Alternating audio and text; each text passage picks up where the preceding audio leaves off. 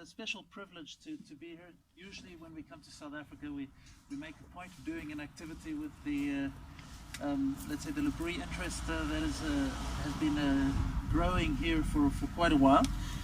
We've been involved with Dutch Labrie for 27 years now, and that's a good long time. We're, as an international fellowship, we're rather proud of Vera and Thorsten and Kanye and a whole myriad of others around them, because Labrie has residential works and then other works, which includes resource centers and the like, and they're rather creative with what they've come up with. For example, at the beginning of the pandemic, they were the first ones to pull the sleeve of some of those of us who were across the waters in other countries to join in online lectures. So, doing some good moderating, dealing with the digitals of Zoom and the like. So, anyway, it's a very special privilege to be here for a moment, to sort of mark a moment in time as this interest has been growing. Maybe as a precursor, I'll say, just traveling around South Africa, seeing South Africa where it's at, I'm more than ever convinced. I grew up in my early youth, up until 22 years of age. I was in South Africa, and I've always had very warm sentiments for this country. My parents were missionaries amongst the Zulu people, the need that South Africa has for really well thought through application of the gospel. It's more pressing than ever. One of my intimate friends back down in KwaZulu-Natal, Sipho Pungula, a Zulu man of my age, proud Zulu, always has been heartbroken by the destruction in my hometown in Richmond. Along with his children, helping clean things up after all the mayhem had passed. He said to me, "Henk, we have a moral problem." A moral problem. Yeah. I was rather touched to hear him formulate it that way. Anyway, it all has to do with some of the longings that are enfolded in Labrie to make, a Christian faith, a biblical worldview, something that's alive and sort of incarnated in our lives. Now, what I'm going to share with you this morning, I've called it Between Conspiracy Theories and Truth Seeking. It's a lecture I did a little while ago, somewhere during the pandemic, because of some of the developments in the Netherlands. I've promised Thorsten and Vera that I'll cut it in half. It was a 50-minute lecture, so I'll not get too technical. If you have questions, there'll probably be a little moment for you to ask them once we're done. Labrie has a long tradition of caring about truth. I know that some of you are not very familiar with the work of Labrie, so I'll just say a few things about that. It started in the late 50s, early 60s, the era when the hippie sort of revolution was taking place in Europe. Francis Schaeffer and his wife had come from a rather conservative Christian background in the United States, Presbyterian. They'd come to Europe with a project to work with developing Sunday school materials. We're in Switzerland, and they went through something of a faith crisis themselves, came out with a conviction that they needed to not just talk about things that they claimed to believe, but to live them in practice. Schaeffer talked about not only orthodoxy, but orthopraxy. It was a kind of neologism that he invented. He said, we really need to demonstrate what we believe, otherwise we don't believe it. It's the way truth works, And so he coined phrases like true truth, I really, really mean it, real reality. Because back in the 60s, relativism was all the buzz, everything's relative. And this commitment to a loss of truth, however strange the combination of words sounds, has grown from that point onwards. It first spurned a deep interest in things like existentialism, and experimenting with all sorts of experiential stuff like drugs to try to have your mind broken open or something like that. We know all about that in the hippie era. And then we got the intellectual fruits of that blossoming in the isms, things like postmodernism, which very much was a kind of giving up on the mind as a successful tool for grappling with the world. And let's be honest, postmodernism gets it right when it has criticism of the overestimation of the mind.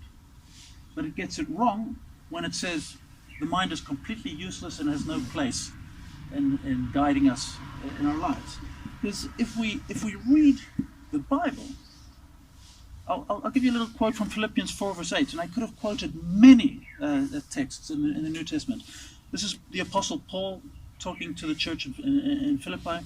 Finally, brothers and sisters, it's nice that both genders are explicitly mentioned here. Whatever is true, hear it? Whatever is true, whatever is noble, whatever is right, that has a very close relationship to truth. Whatever is pure, whatever is lovely, whatever is admirable, if anything is excellent or praiseworthy, think about such things. Think about such things, Apply your intellectual capacities, because truth actually really matters. It's the bottom line. And it's a biblical line which is there from the very start throughout the last page. It really matters to give it our best shot. Now, we're not told that any one of us has 20/20 vision on the whole picture. We're all just little guys scratching on the surface. And that's actually quite an exciting undertaking. Some of your scientists here, I happen to like to explore all sorts of things. And it's one of the most wonderful parts of being human, that we actually get to look at all that's out there. In L'Abri, we sometimes say honest answers to honest questions. We have lots of guests coming to our residential centers. They sit at our meal tables, they share their lives with us, and what we offer them is to really, really listen well what their questions are, and to give it our best shot. It starts with listening. So truth-seeking is not about downloading data on somebody else. It's about understanding the relevance of their question. A lot of my lecture in the last couple of years has been focused on trying to help people find the right questions. Because the current generation has a problem with it. And I've been in the work just long enough to see a shift take place. And when at the meal table I ask people for their questions, they need some help. They need some tools to figure out what might be interesting to get to know. Because the questions have sort of dried up. They've been disappointed so often, and they've been told that it really doesn't matter for so long, that many have lost their curiosity. Little children ask why incessantly, and actually we should never stop. The best kind of grown-ups are the ones who can still ask why. Why, Daddy? Why? Huh? It's so exciting, and we should never, park the why question when little guys ask them. Because you can kill that little flower that's so precious. Francis Schaeffer, in his book How Should We Then Live, it had the subtitle The Rise and Decline of Western Thought and Culture. He writes the following: most people catch their presuppositions, that means the things that they just take for granted, from their family and surrounding society, the way that a child catches the measles. But people with understanding realize that their presuppositions, the things you take for granted, should be chosen after a careful consideration of which worldview is true. And so he's saying, a lot of us just live our lives as though truth doesn't matter, but people with understanding, if you've had something sort of touched, livened, awakened, if you've realized that it actually matters in the way that the Bible was pointing at, then you realize that we actually can make choices. We can weigh things and filter what is more plausible, what is less likely, etc. Now, on this point, we now have come to a moment of crisis. There is, if you take the last 18 months, the last year and a half, and maybe a lot longer, I mean, we've had in 2018 the Oxford Dictionary Word of the Year was post-truth. 2019, the Oxford Dictionary Word of the Year was fake news. I mean, very telling. We are in the midst of a crisis of a loss of understanding of truth. And it really is one where people don't have good tools to figure out what's likely or unlikely, what's plausible and implausible. And hence we become vulnerable to conspiracy theories. And it's like the pandemic of the mind. If you think how many people in the world today believe truly kooky stuff, and it's not just stupid people, it's very smart, bright, gifted people that believe completely ridiculous stuff. Somebody who's very dear to me grew up in a good family, works in a microchip factory, developing the processes that etch microchips. I mean, the guy's brilliant. He sort of believes that 5G mobile phone networks somehow have a causal relationship with the human vulnerability to the coronavirus. Actually believes it. Now, anybody who spends some time busy with biology is less likely to draw that causal relationship. So he's gotten stuck in his little physical corner of what he's doing, which he does brilliantly, but it's demonstrative of how easy apparently it is in our time. And so we have lots of good conversations, he and I. We went for a boat trip just to strengthen the bond, so we could work at some, let's say, balanced perspectives on some things. Anyway, I love him dearly. John 8, verse 32 tells us, the truth will set you free. Inversely, what this means for our culture is that our lack of truth really, really puts us captive. There's an awful lot of slavery going on. People,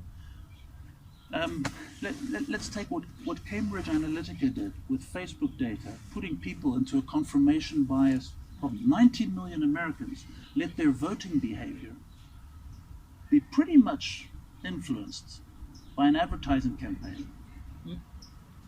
And it may have been rather instrumental in somebody like Donald Trump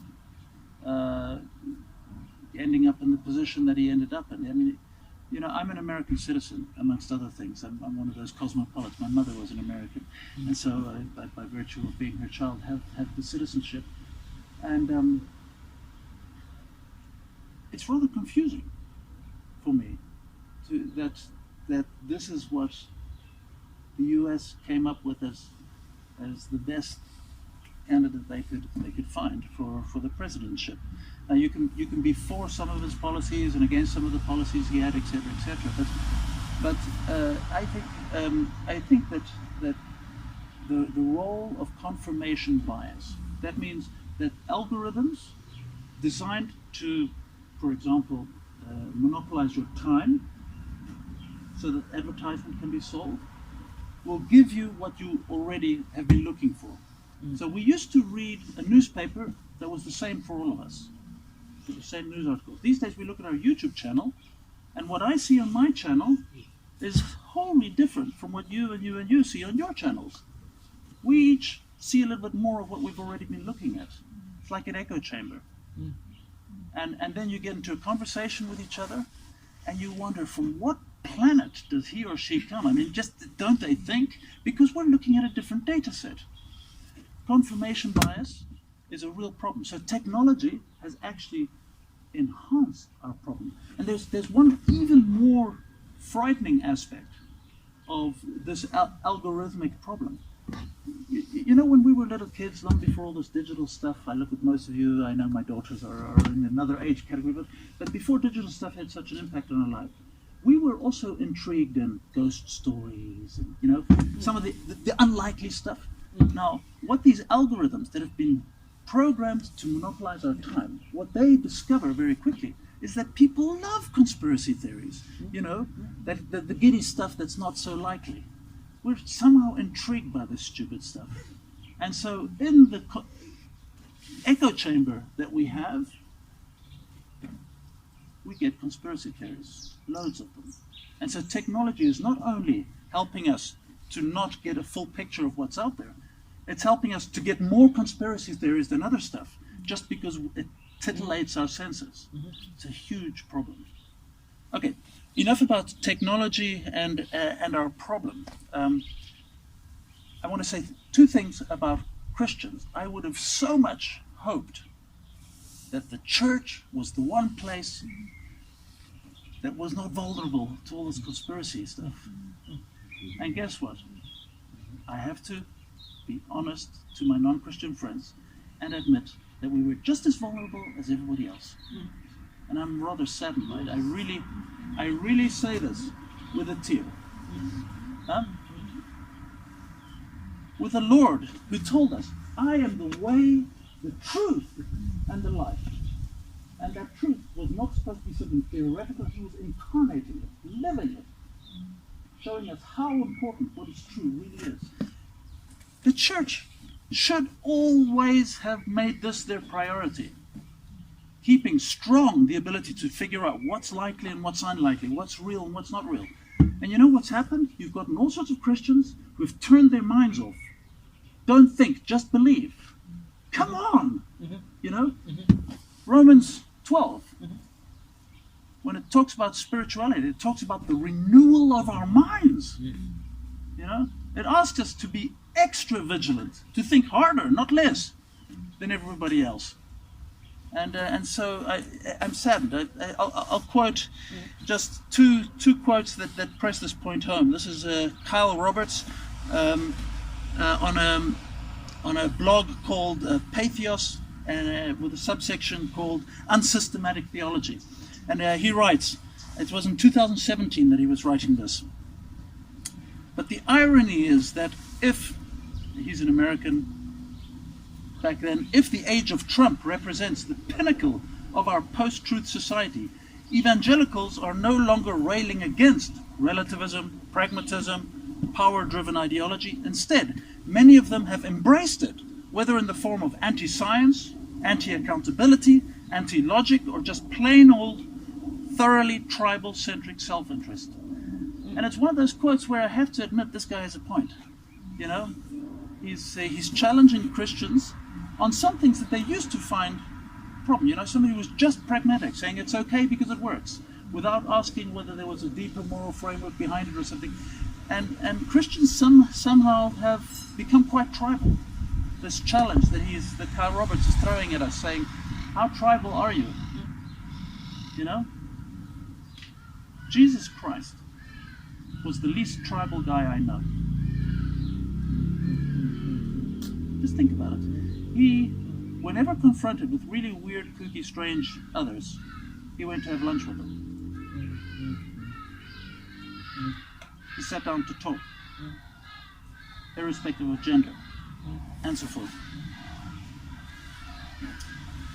Morgan Guton said, it is a cognitive dissonance to grow up in a conservative evangelicalism which touted absolute truth and which railed against relativism, but is now turning out to be as or more relativistic, perspectivalist, pragmatic, and power-driven than the postmodern enemies they once feared.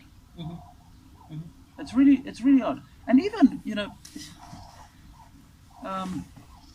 even some people I really respect at the moment are writing books with titles like Who's Afraid of Relativism?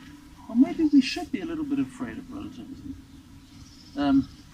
Anyway, I'm going to, just as a last area before I close, I'm going to give a little rundown of how one identifies a conspiracy theory and why, in an intellectual way, why this generation is extra vulnerable to conspiracy theories.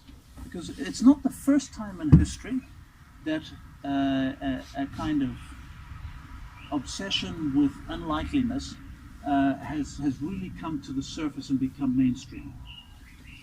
So, this is a short list. As I say, I'm not going to spend as much time as I did in my original lecture on the technicals, but I thought it was important just to give a little sense. The first aspect of most conspiracy theories is that there is some vaguely undefined acting party that has way too much overview. And you're attributing almost godlike control and perspective to some vague entity. And so even if, say for example, you're sure that the vaccines have been designed to try to, change the world's DNA and allow control to some central acting party that Bill Gates is behind, or something like that. If you haven't, by mentioning Bill Gates, you haven't made it specific. You haven't explained how he has managed to get all sorts of rapidly competing economic units that are wanting to make a buck on selling us lots of vaccines. You haven't explained how they are all working together for a common goal. I mean, not at all. You haven't explained which minions Bill Gates would be using to get all these guys. Or if you're afraid that the little testing swab that they stick up your nose, that it's distributing DARPA gel to make you somehow visible on some electronic way. I'm not making these things up. This is stuff that people, I have a testing policy at Dutch Library, so to give us some sort of free space inside, we test people at the door because COVID tests have become quite cheap in the Netherlands. And some people say, no, I don't want that thing in my nose because I'm afraid that it's going to breach my mucous membranes, and this DARPA gel is going to change something so that they can control me. Little sweatshops somewhere in Vietnam and Myanmar and so forth that are making billions of these things at the moment. Who is it that's got a global organization that is getting those guys using some high-tech thing that was supposed to have been developed in a military lab somewhere? I mean, just this vague actor that is attributed the most impossible overview. It's so typical of a conspiracy theory, and it really has this little religious sort of dimension. It's in the religious vacuum. Either God is in control and ultimately knows what the outcomes will be, or we end up attributing godlike powers to humans. Mm-hmm. So if you want to start to pick out which things are in that implausible conspiracy zone, look for the vague, all-knowing actor. There you have one. The second criteria, which I think is a really important one, is the use of analogies in a rapid and rather uncareful way. So, with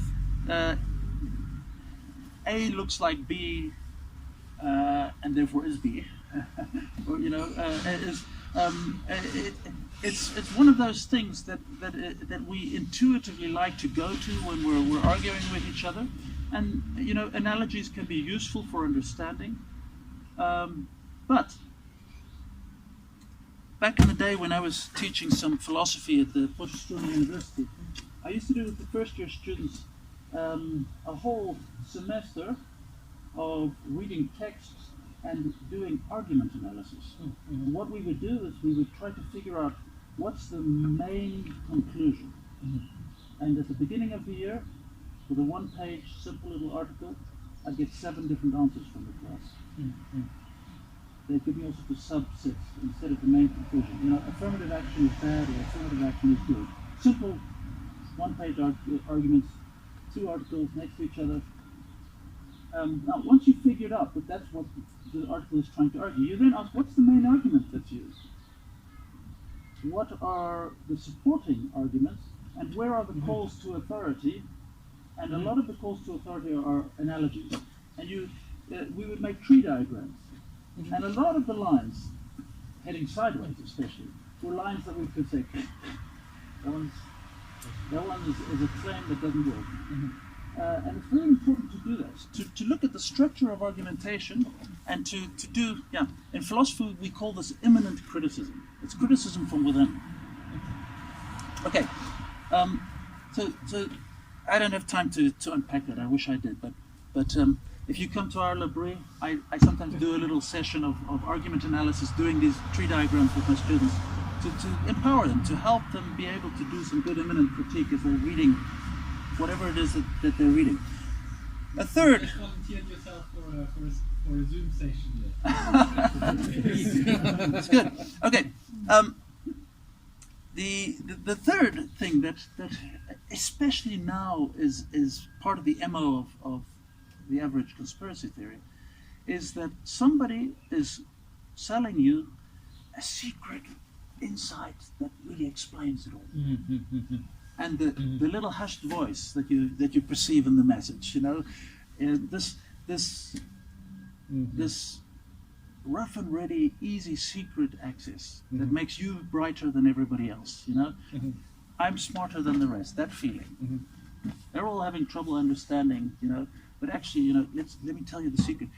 You know, COVID is not real. It's just a bunch of people who've, you know, been trying to manipulate people. You know, that's the secret knowledge. And here I come to something which was a lecture all by itself, and which I'm only going to do as a last point, and that is that we live in an age that I'm calling neo-Gnostic. Now, what is Gnosticism? Gnosticism was a Greek idea that gnosis is the Greek word for knowledge. And it was an era where there were all sorts of little cults that had their secret knowledge. You know that even Pythagoras, most of you had the theorem of Pythagoras.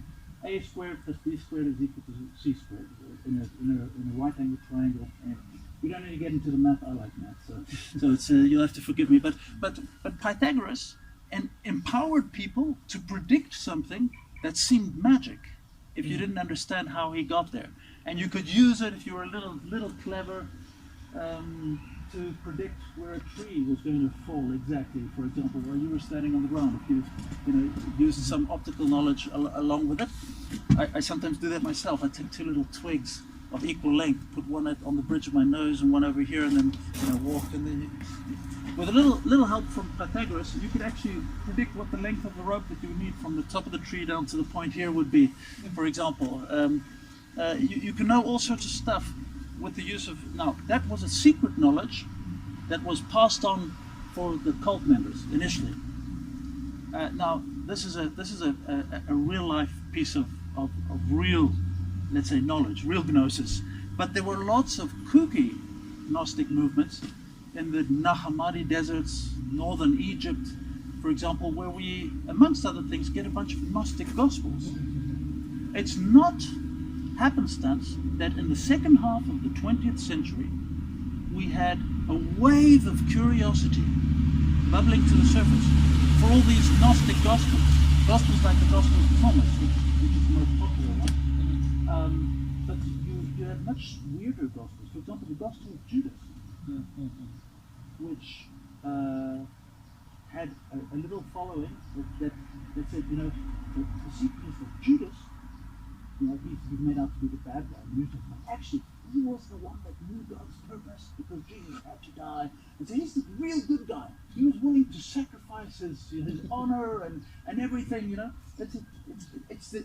You feel the vibe of that little secret that puts everything in a different perspective. Conspiracy theories have that in our day. And in this sense, this obsession with the secret that is like the key that unlocks everything, is partly an MO of a conspiracy theory. So what does NO stand for? The modus operandi. Okay? Yeah. Sorry. Emma. Yeah, sorry. It's a Henk use this acronym, but it means modus operandi. It's part of the pattern. Okay. Sorry for that. Now, yeah, I'm not going to go into the way that Gnosticism. Some of you may have heard about Theosophy, Helen Blavatsky at the beginning of the 20th century. Then Anthroposophy with Steiner, somewhere a little bit, middle 1900s. Gnosticism and a curiosity about some of these strange, mystical, religious kind of movements from the first 2 or 3 centuries after Christ. This was a growing thing in the second half of the 20th century, and we start to get science fiction writers, something like Philip K. Dick in his novel Valis, referring to some of these Gnostic ideas. Elaine Pagels, with her book on the Gnostic Gospels, second half of the 20th century, the Jesus Seminar that prioritizes the Gospel of Thomas over the New Testament ones. These are all things that are connected, and we see it in movies. I love to watch movies and discuss it with my students. Anybody who's seen The Truman Show? The Truman Show is one of the earliest movies that really does this Gnostic thing. You have this world inside a dome, and Truman, the real man, true, we have the world there.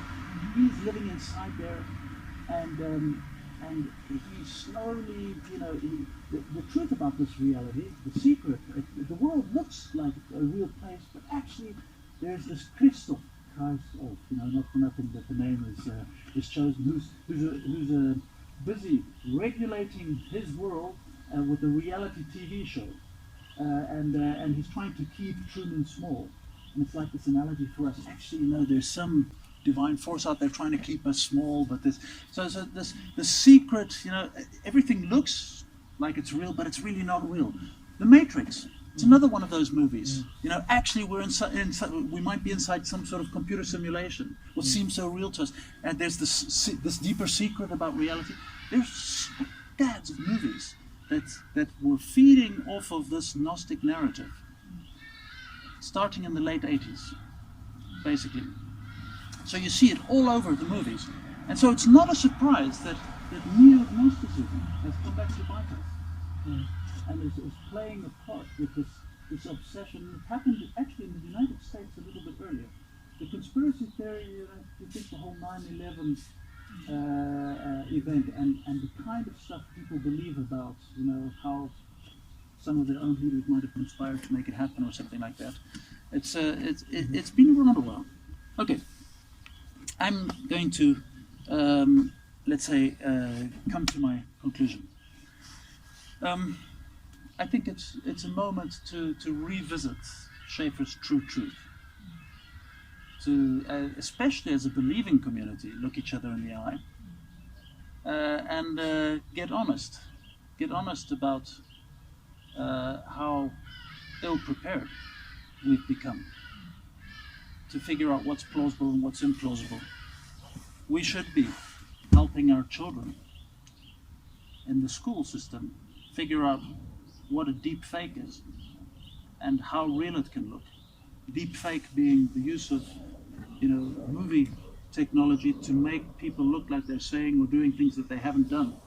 You can make it look incredibly real at the moment. And so you should be helping students understand exactly how these technologies work, to empower them to be able to put a little question mark. Is that plausible? We should be teaching a broader general knowledge, not just Google it, but actually learn something so that you can compare. Because reality actually does have a kind of,